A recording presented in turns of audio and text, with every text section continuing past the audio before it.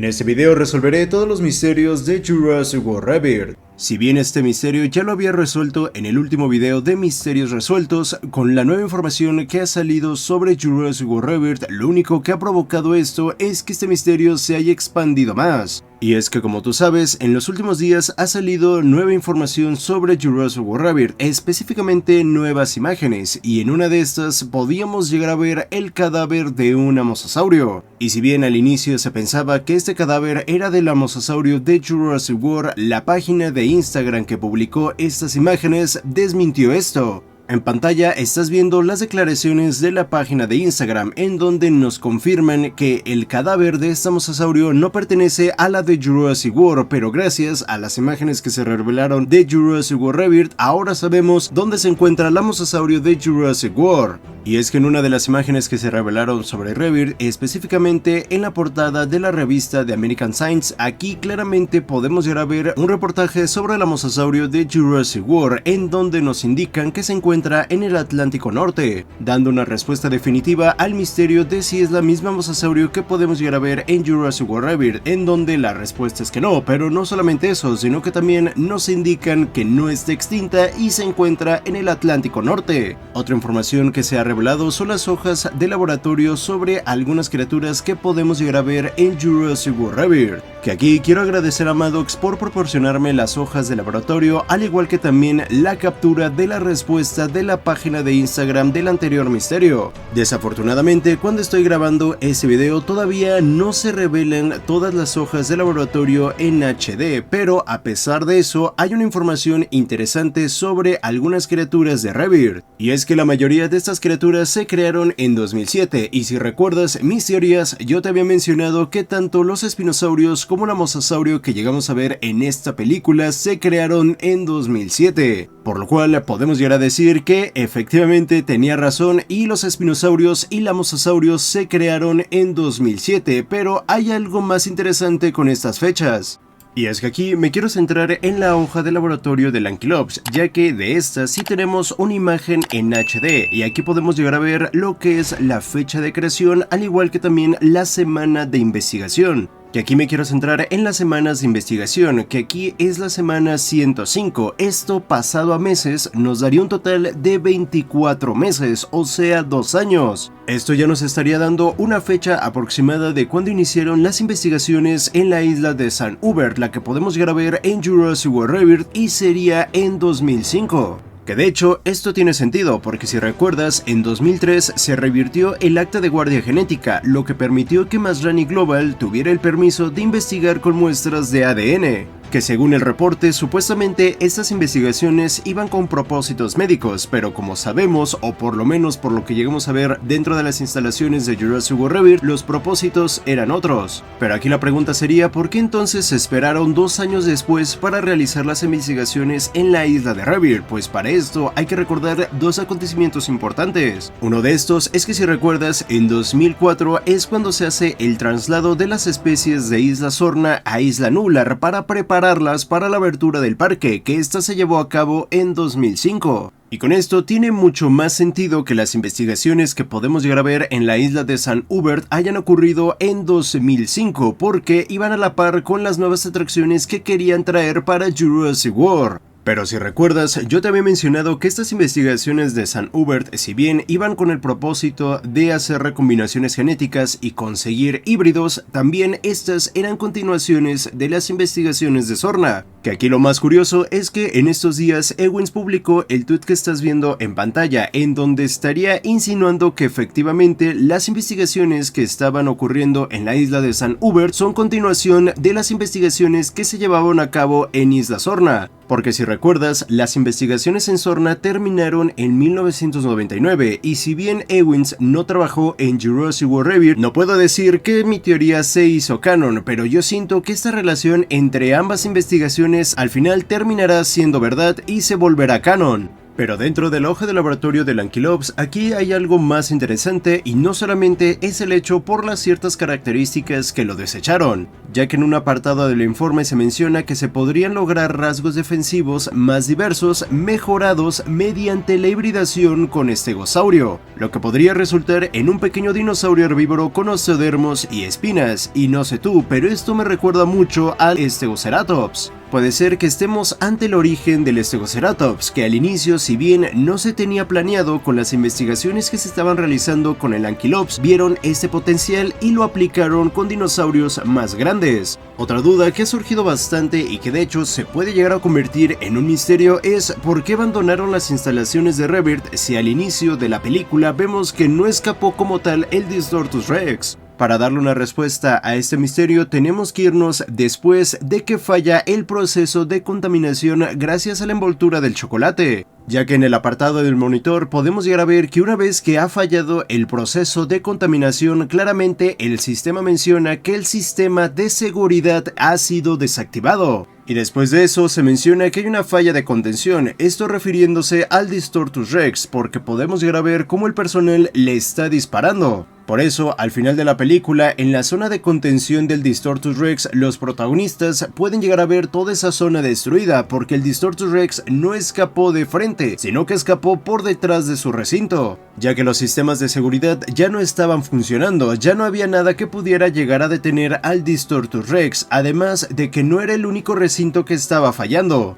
ya que si vemos en el monitor, el recinto del Distortus Rex no era el único que estaba fallando, toda la seguridad de las instalaciones empezó a fallar, se estaba reiniciando, por lo cual todas las criaturas que se encontraban en sus recintos sin ningún problema pudieron escapar después, porque ya no había un sistema que se los impidiera. Otro misterio que si bien no se le ha dado tanta relevancia como el primero, yo siento que este es más interesante, y es por qué en el museo donde trabaja el Dr. Henry Lewis podemos llegar a ver el esqueleto del Quetzalcoatlus de la isla de Rebirth. Pues muy bien, para darle respuesta a este misterio tenemos que ir paso a paso, y el primero es que si bien esta es una exhibición de un museo, no es una exhibición de criaturas 100% puras, es una exhibición exclusiva para las criaturas que fueron clonadas. Esta es una exhibición exclusiva de las criaturas que fueron clonadas y regresadas a la vida, no importa de qué empresa sean, si es de InGen, si es de Masrani o es de Biosyn, ya que en el fondo de esta escena podemos llegar a ver al Piraptor, que si recuerdas era un dinosaurio que creó Biosyn, que si bien es un dinosaurio puro, al final es un dinosaurio que fue traído a la vida. Como segundo punto, hay que recordar que no llegamos a ver toda la sección de este museo, solamente llegamos a ver una parte, por lo tanto tampoco podemos llegar a descartar que en otras partes de esta sección se encuentre el Quetzal de Dominion o otras criaturas que ya conocemos. Y como tercer punto, quiero agradecer a Maddox, ya que él fue quien me dio la información para completar este punto.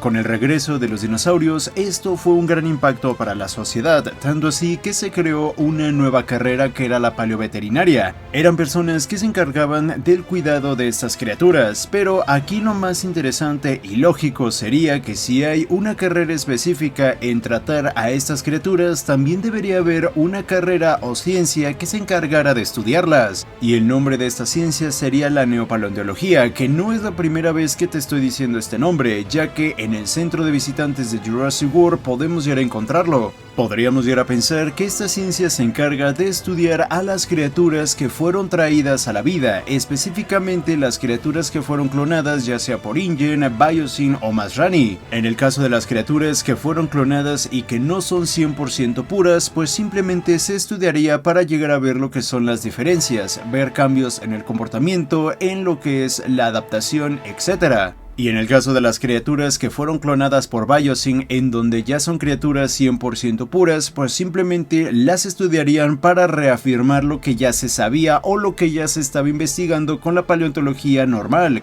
Y que de hecho, con la última información que me proporcionó Maddox, esto se podría llegar a confirmar. Y claro, y es que estás viendo en pantalla los carteles que se utilizarían para esta sección, y claramente ahí se menciona Neo Jurassic, por lo cual podríamos llegar a pensar que esta sección se le conoce conoce como Neo-Jurassic, ya que ahí se indica que estos restos son Neo-Jurassic, estos obviamente siendo estudiados por la neopaleontología. Pero este no es el único misterio que podemos llegar a encontrar en esta escena, ya que si recuerdas, en la pantalla de fondo podemos llegar a ver la isla que se nos es presentada en esta película. Y para esto quiero que recuerdes una teoría que yo había sacado mucho antes del estreno de Jurassic World Rebirth, que resumiendo la teoría es básicamente que los gobiernos del mundo empezaron a trasladar a los dinosaurios sobrevivientes a diferentes zonas del Ecuador, específicamente a algunas islas. Ya teniendo en cuenta esta teoría, pues no suena nada loco llegar a pensar que tuvieran alguna referencia de cómo es la isla que podemos llegar a ver en Jurassic World Rebirth y también las criaturas que se encontraban ahí.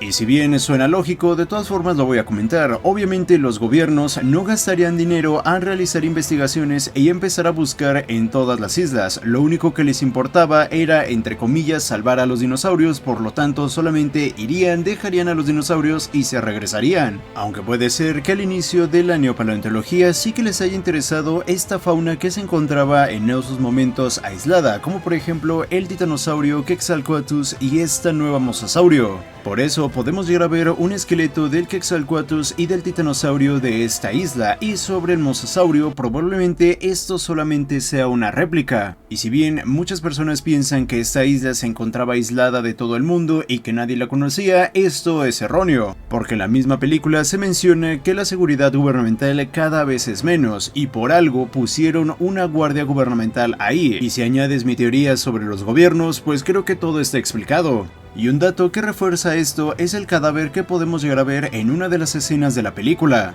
ya que de este cuerpo que podemos llegar a ver en la película solamente quedan huesos con algo de tejido residual seco, como piel momificada o cartílago resistente, que si tenemos en cuenta el clima ecuatorial, que es caluroso, húmedo y con gran abundancia de insectos y microorganismos, la descomposición del cuerpo es más rápida en comparación a otros climas. Por lo tanto, podríamos llegar a pensar que en un clima ecuatorial con esas condiciones, además de que el cuerpo estaba expuesto a la intemperie, puede ser que entonces el lapso de tiempo para que el cuerpo llegara a ese grado de descomposición solamente haya sido entre 2 a 6 meses. Esto nos deja ver que esta isla ya era conocida, ya que antes de la expedición que podemos llegar a ver en Rebirth, meses atrás ya habían mandado otras expediciones para seguir investigando. Por algo, el personaje de Martin Krebs menciona que ya tenían competencia para sus próximas investigaciones. Esto, más que un misterio, es un dato curioso que de hecho quiero agradecer a Maddox por proporcionarme esta información, que es sacada de un archivo de Universal Pictures y contiene algunos detalles sobre la producción de Rebirth. Primero me centraré con lo más impactante, que tiene que ver con el origen del Distortus Rex, porque al principio la mayor parte de la comunidad pensaba que era un intento fallido de crear algún tipo de híbrido.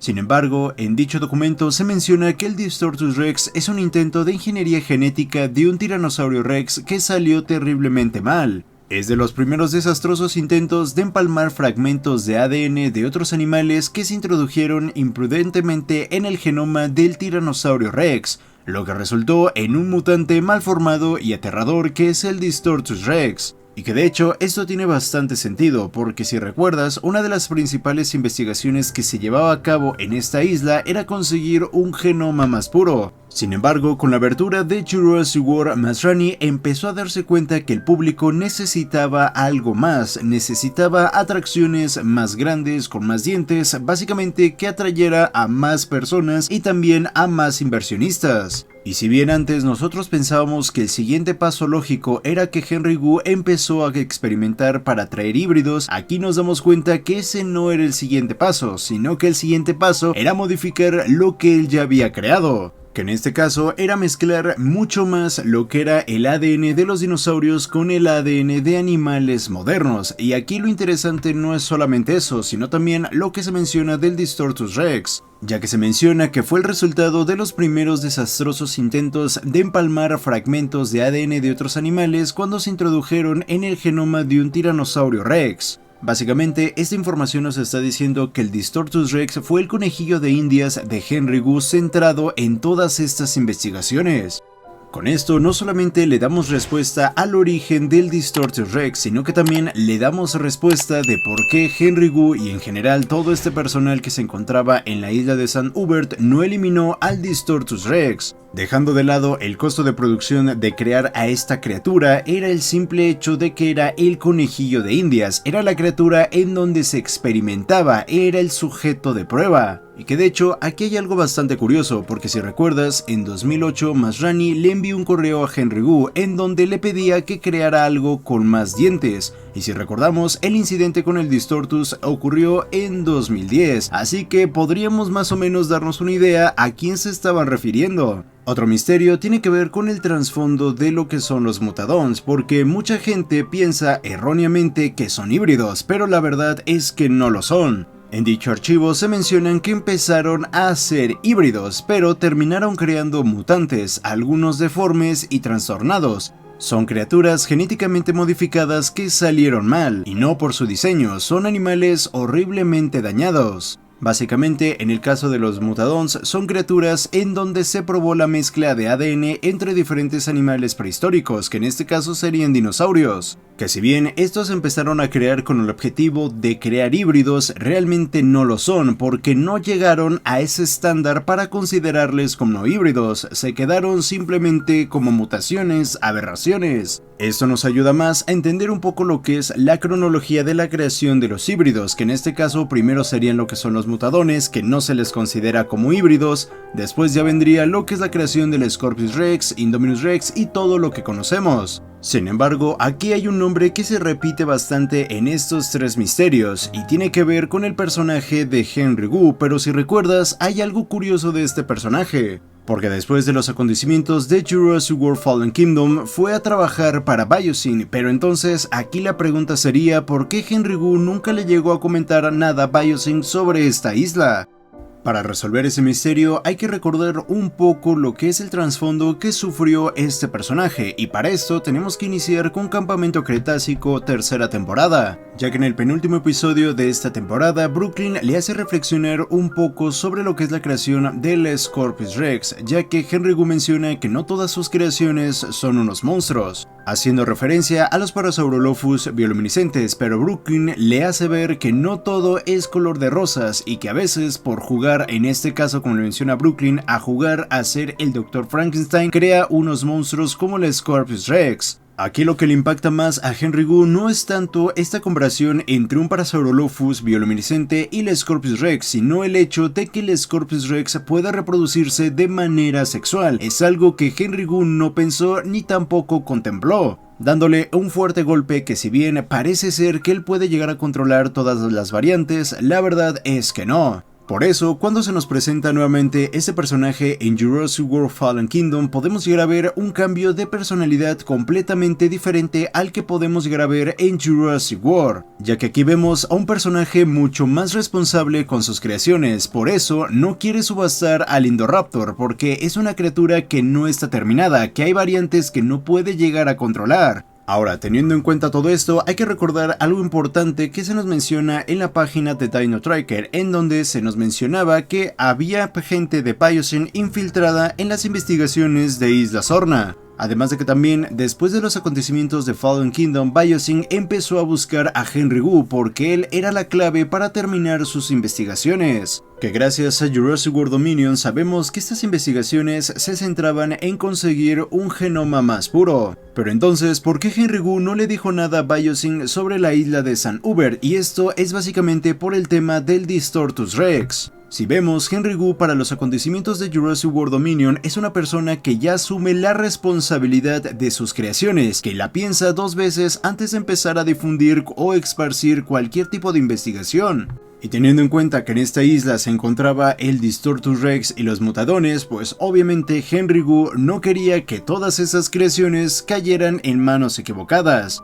por lo que decidió que ese gran error que cometió quedara en el pasado y se olvidara para siempre. En estos días ha aumentado la probabilidad de que mi teoría se haga canon y vamos a repasarla. Primero hay que recordar los acontecimientos importantes de las instalaciones de la nueva isla de Rebirth, que si recuerdas al inicio de la película nos mencionan que estas instalaciones fueron abandonadas en 2010. Más adelante en la película el personaje de Martin Krebs nos menciona que en estas instalaciones se realizaban investigaciones para conseguir híbridos, criaturas genéticamente modificadas. Sin embargo, al inicio esto no era así, ya que hay que recordar las investigaciones que se llevaron a cabo en Isla Sorna, pero que terminaron en 1997, en donde uno de sus principales objetivos era tratar de conseguir un genoma más puro. Y una vez que estas investigaciones continuaron en la isla de Rebirth, aproximadamente podríamos llegar a pensar que los espinosaurios que podemos llegar a ver en esta película se crearon antes del 2007. Pero el objetivo de estos espinosaurios no era conseguir los que llegamos a ver en la película, sino que eran intentos fallidos de tratar de conseguir un espinosaurio más puro. Por eso los espinosaurios que podemos llegar a ver en Rebirth se quedaron en esa isla y no fueron transportados a Jurassic World. Y podrías llegar a pensar que entonces todas estas investigaciones fueron en vano, porque nunca llegamos a ver un espinosaurio en Jurassic World, pero en la película hay pequeñas pistas que nos indican que efectivamente hubo un espinosaurio en Jurassic World. Ahora voy a explicarte cada una de las pruebas. Primero iniciaremos con fechas oficiales. Si recuerdas, en 2005 Jurassic World abrió sus puertas, pero los acontecimientos que nosotros llegamos a ver en la película ocurren en 2015, una década después de la abertura, por lo cual es bastante lógico llegar a pensar que si bien hay atracciones que se llegaron a mantener hasta los acontecimientos de la película, hubo algunas que no llegaron a la década.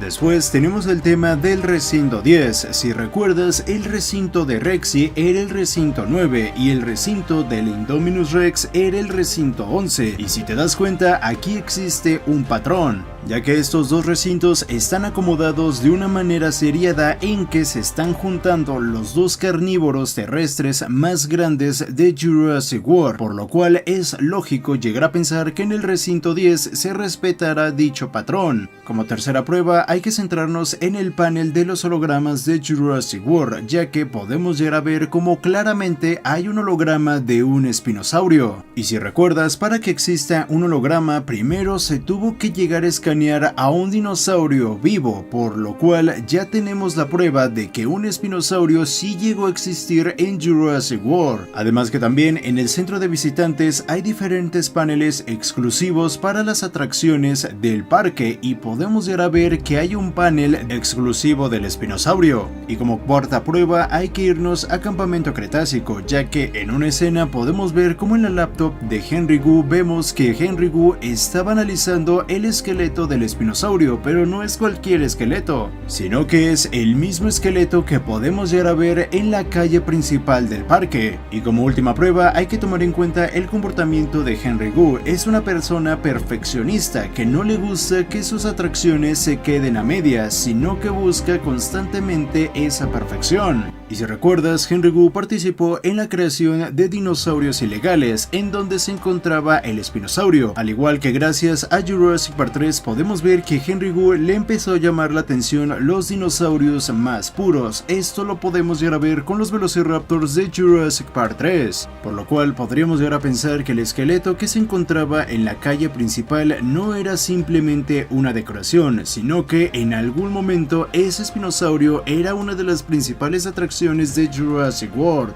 Dicho espinosaurio no alcanzó la esperanza de vida prevista por Henry Wu. Una de las causas pudo haber sido alguna falla genética, ya que si recuerdas, para esos entonces Henry Wu todavía no alcanzaba un genoma 100% puro, pero al ser una de las principales atracciones de Jurassic World, siguiendo la tradición de la mayoría de los zoológicos, decidieron conservar algo en memoria de esta especie, lo que llegó a la conclusión de colocar su esqueleto en la calle principal, al igual que también no quitar su holograma en el panel de control y también no quitar su zona exclusiva en el centro de visitantes. ya que si recuerdas, si bien los hologramas se encontraban en el centro de los visitantes, aquí también se encontraba un holograma de Blue, y si recuerdas, Blue no estaba exhibida como una atracción. Sin embargo, siguiendo el comportamiento de Henry Wu de una persona perfeccionista, trataría de encontrar una respuesta y una solución al problema genético que tuvo su creación. Por eso es que podemos llegar a ver en su laptop personal que estaba analizando el esqueleto del espinosaurio, porque quería solucionar ese problema y traer de vuelta a una de las principales atracciones que tuvo Jurassic World, por lo cual es lógico llegar a pensar que ese recinto 10 estaba abandonado, porque en algún momento Henry Wu quería traerle la versión mejorada a Masrani del espinosaurio. Por lo cual, el espinosaurio que podemos llegar a ver en la calle principal de Jurassic World fue creado en la isla de Rebirth, y al ser el producto que Henry Wu esperaba, fue trasladado a Jurassic World. Y parece ser que esta teoría es apoyada por Jad Ewins, que si no sabes quién es el escritor del sitio web de Masrani Global, la DPG y Dino Tracker. Es una persona que fue uno de los grandes pilares para construir el nuevo canon que actualmente conocemos y que a día de hoy se ha mantenido intacto. Por lo tanto, si bien esto no es una confirmación de que esta teoría ya es 100% canon, las probabilidades de que esto se vuelva canon están en un 99%. Por lo cual, podríamos llegar a decir que mi teoría del espinosaurio de Jurassic World está a casi nada de volverse canon. Lo sé que es bastante tonto tratar de darle una respuesta a este problema, básicamente porque esto es simplemente un error de la película. Error que hemos podido llegar a ver a lo largo de la franquicia. Sin embargo, en este caso con el Distortus Rex es más notable porque el error es más grande. Sin embargo, dejé que mi imaginación volara y te traigo este video en donde hablaremos de la condición genética del Distortus Rex, que es el síndrome de hipermorfosis somática inestabilizada. El síndrome de hipermorfosis somática inestabilizada es una condición artificial inducida por manipulación genética extrema y exposición a radiación dirigida. Se caracteriza por la capacidad del Distortus Rex de aumentar su masa corporal total a voluntad, de forma rápida pero temporal, mediante un proceso biológico violento y degradante para él. Entrando a la fisiopatología, este síndrome depende de una población de células madre pluripotenciales mutadas, capaces de dividirse y diferenciarse en tiempo récord. Estas células están diseminadas en tejidos clave como la piel, músculos, órganos internos y controladas por vías epigenéticas forzadas. La activación de este síndrome ocurre a través de un impulso neuroendocrino similar a una descarga de adrenalina que desencadena una cascada de replicación celular masiva.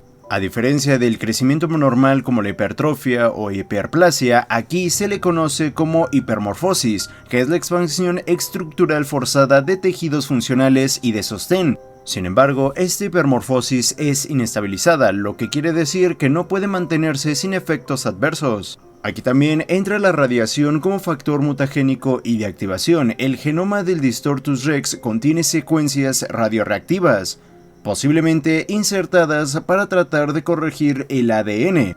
La exposición inicial a radiación produjo mutaciones estructurales que no fueron corregidas, dejando el ADN en un estado de reparación constante pero errática. Para sostener esta expansión, el Distortus Rex posee reservas energéticas hiperdensas, similares a lípidos altamente comprimidos. Su esqueleto, piel y tejidos conectivos están reforzados con proteínas artificiales elásticas. Podríamos llegar a decir con algún tipo de mezcla entre colágeno reforzado y queratina mutada, capaces de expandirse sin desgarrarse. Sin embargo, cada vez que activa su crecimiento sufre dolor agudo, sangrado interno o incluso fallas orgánicas temporales. De ahí que tenga un límite temporal, debido al colapso metabólico que implica esta transformación, solo puede mantener la forma aumentada por unos minutos u horas. Pasado ese tiempo, el sistema colapsa y debe regresar a su tamaño original para evitar la muerte. Por lo tanto, ¿cuáles serían uno de estos costos fisiológicos de este síndrome? Entre ellos encontraríamos el fallo orgánico progresivo debido al colapso metabólico por el consumo de recursos bioenergéticos extremos. También podríamos llegar a encontrar microinfartos y necrosis localizadas en órganos como el hígado, corazón e incluso el cerebro. También podríamos llegar a pensar que esto desencadene un síndrome autoinmune inducivo, ya que el propio sistema inmunológico puede atacar los tejidos expandidos al no reconocerlos. Lo que sí o sí estaría presente sería el dolor crónico por estiramiento de nervios, roturas vasculares y daño tisular interno. Y claro que la hipermorfosis requiere un gasto energético, por lo tanto estaríamos hablando de una dependencia energética, ya que requiere consumo constante de tejido rico en glucosa o grasas tras cada evento de expansión. Y todo eso es a través de un diseño neurohormonal modificado. El Distortus Rex posee un, entre comillas, interruptor interno que está vinculado al eje hipotálamo hipoficiario suprarrenal, lo que da como resultado que a través de un ADN inestable con genes silientes que se activan con estrés, lo que le permite tener al Distortus Rex una habilidad completamente única, sin embargo con altas consecuencias. Pero ahora la pregunta sería, ¿por qué el nombre de síndrome de hipermorfosis somática inestabilizada? Se utiliza la palabra síndrome porque no es solo una alteración, sino un conjunto de manifestaciones fisiológicas, celulares y estructurales que afectan a todo el organismo. Además, implica una condición anormal persistente con múltiples efectos secundarios. Hipermorfosis viene del griego hiper, que es exceso, y morfosis, que es formación. Básicamente es una formación excesiva o aumentada de tejidos y estructuras corporales. Somática se refiere al cuerpo, especialmente a los tejidos corporales no germinales. Es una manera de indicar que el crecimiento ocurre en el cuerpo físico, no en estructuras reproductivas o sensoriales. Y la palabra inestabilizada creo que es más que obvia, pero básicamente indica que el proceso no es controlado ni sostenible. Y también lo utilicé ya que alude a la inestabilidad genética que tiene el Distortus Rex. La existencia de una criatura con el síndrome de hipermorfosis somática inestabilizada no es solo una aberración biológica, sino una advertencia viviente sobre las consecuencias de romper las barreras naturales que regulan la vida. En el Distortus Rex vemos el reflejo de un intento humano por diseñar fuerza, adaptabilidad o dominación sin considerar el equilibrio interno que sostiene la vida. Puede expandirse, crecer, imponer físicamente al entorno, pero su poder está contaminado por sufrimiento. Cada expansión de su cuerpo es una fractura en su biología, una guerra interna entre su diseño y su supervivencia. No crece por evolución ni por adaptación, sino por un mandato artificial, ingerido a fuerza de radiación, ingeniería genética y desesperación científica. Es un símbolo de cómo, al forzar la naturaleza más allá de sus límites, no creamos vida, creamos sufrimiento funcional. Una criatura así no tiene un ciclo vital sano ni un propósito armónico. Es un organismo condenado a deteriorarse con cada uso de sus habilidades, un cuerpo que se traiciona a sí mismo cada vez que despliega su poder. Más que una amenaza física, su existencia plantea una pregunta ética, que justifica la creación de algo que solo puede vivir a través del dolor. El Distortus Rex no es solo peligroso por lo que puede hacer, sino por lo que representa. El triunfo del ingenio sobre la compasión, de la ambición sobre la responsabilidad. No es una aberración por elección, es víctima de un experimento que priorizó el poder por encima del equilibrio. Su dolor no es castigo, es recordatorio. Si quieres conocer más misterios resueltos de la franquicia, te invito a ver el video que está apareciendo justo ahora, en donde resuelvo todos los misterios de Jurassic World.